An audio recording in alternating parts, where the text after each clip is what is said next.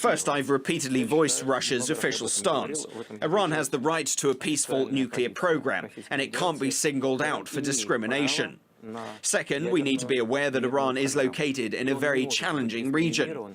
I've told our Iranian partners about that. That's why Iranian threats made towards neighboring countries, in particular Israel, threats that Israel can be destroyed, are absolutely unacceptable.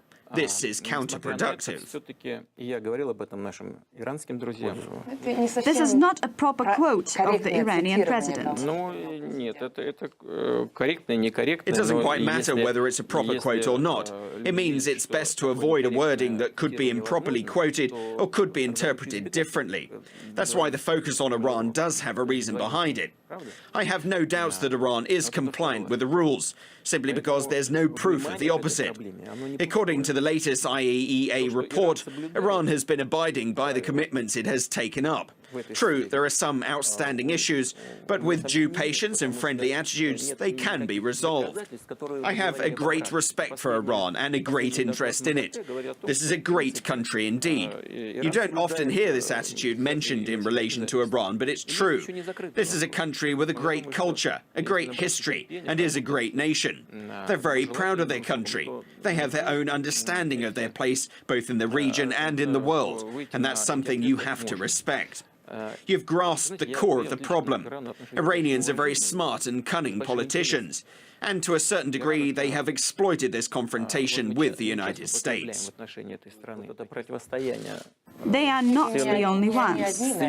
They're extremely crafty in this, and they do it to tackle their domestic political issues. When there's an external enemy, it united the nation. But I guess the United States have been employing the same technique. After the collapse of the Soviet Union, there have been no external threats that would allow Washington to dominate the West. There must be a threat so that the US can protect their allies from it. This position yields political and economic benefits. If everyone relies on one country for protection, then this country is entitled to some preferential treatment. So it's very important to possess this status of a global defender, to be able to resolve issues even beyond the realm of foreign policy and security issues. I think the US has been using Iran for this very purpose, that it is to unite their allies in the shadow of a real or false threat. It's quite a complicated issue, but it's not an issue for Russia.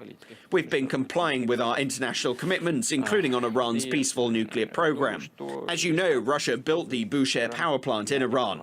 We've completed this project and are prepared for further cooperation. Yet when we proposed to enrich uranium on Russian territory, our Iranian partners refused for reasons unknown to us.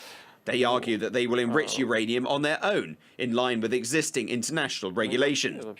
And as I said earlier, if they don't break any rules, they're fully entitled to do that. We will endorse this right, but we will also remain aware of the concerns that other states and the international community has concerning full compliance with these rules. Can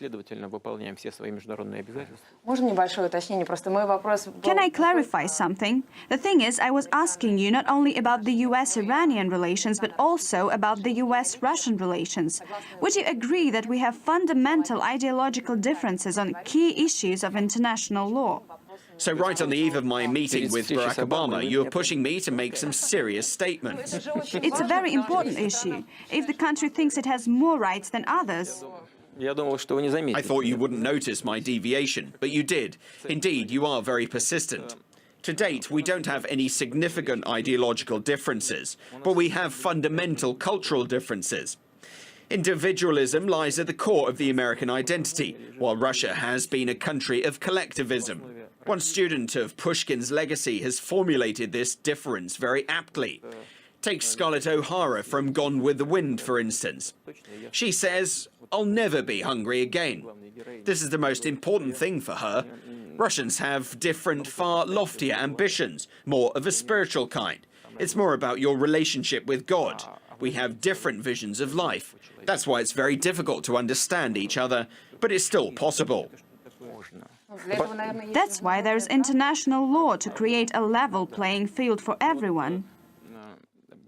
The US is a very democratic state, there's no doubt about that, and it originally developed as a democratic state.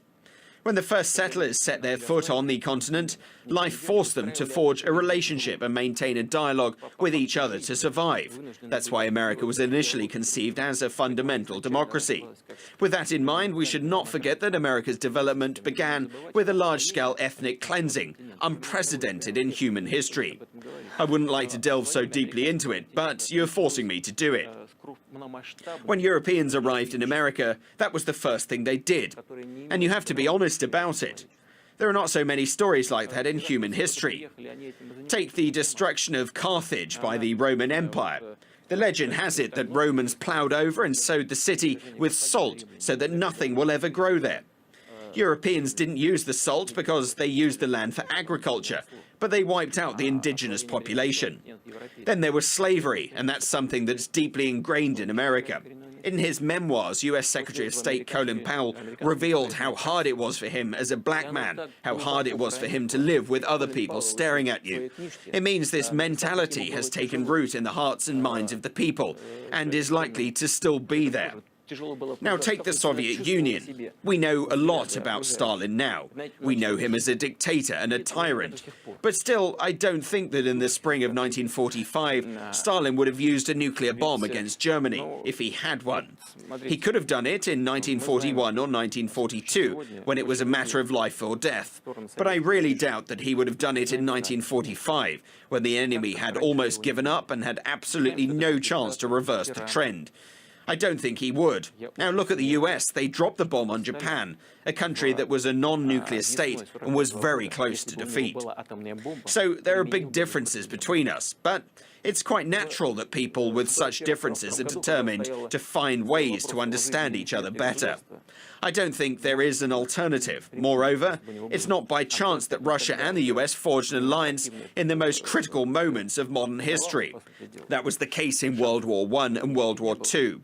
Even if there was fierce confrontation, our countries united in the face of a common threat, which means there's something that unites us. There must be some fundamental interests that bring us together.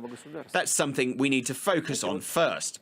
We need to be aware of our differences, but focus on a positive agenda that can improve our cooperation. America and Russia's relations with the US are important issues for our network, largely because Americans make up most of our audience. If you simply look at our website's hit statistics, you'll see that most of our audience comes from America. So anything related to the US is a key topic for us.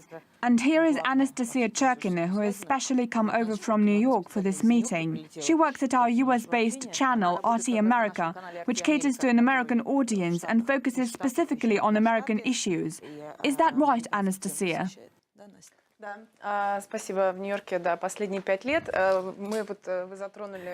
Yes, thank you. I've lived in New York for the past 5 years. You have mentioned the fundamental differences as well as the common features that Russia shares with the United States. I would like to go back to our diplomatic relations and the present issues of international law. When I meet American politicians and Russia experts these days, I often hear them acknowledge off record that the Magnitsky Act has effectively come to replace the Jackson-Vanik Amendment, which demonstrates the same outdated approach towards Russia. As we know, when Barack Obama met with Mr. Medvedev during the summit in Seoul last year, he made some hints, saying he would have more flexibility after re-election. I see you guys just don't get off their backs, do you? This is the last question, I promise. This always happens. Obama hinted that it would be easier for him to cooperate with Russia. However, that is not what we're seeing today. We've already touched upon many of our remaining issues with the US. Why do you think the reset has not worked? And can it ever take place in the first place as an equal, reciprocal process? Or is it that Russia is always expected to sacrifice its national interest? Any state pursues its national interests, and the US is no exception. What's unique here is that the collapse of the Soviet Union left America as the world's single leader. But there was a catch associated with it, in that it began to view itself as an empire. But an empire is not only about foreign policy, it's also about domestic policies. An empire cannot afford to display weakness, and any attempt to strike an agreement on equitable terms is often seen domestically as weakness. But the leadership cannot afford to display weakness due to domestic policy considerations. I think that the current administration realizes that it cannot solve the world's major issues on its own. But first, they still want to do it. And second, they can only take steps that are fit for an empire. Domestic policy considerations play a huge role. Otherwise, you would be accused of weakness. In order to act otherwise, you either have to win overwhelming support, or there must be a chance in mentality. When people will understand that it's much more beneficial to look for compromises than to impose your will on everyone. But it certainly takes time to change those patterns of thinking in any country. In this case, it's the US. First and foremost, this change should take place in the minds of the ruling elite, in the broad sense of this phrase. I don't think that it's impossible. I think we've almost come to that point. I very much hope we'll reach it soon. Thank you, Mr. Putin.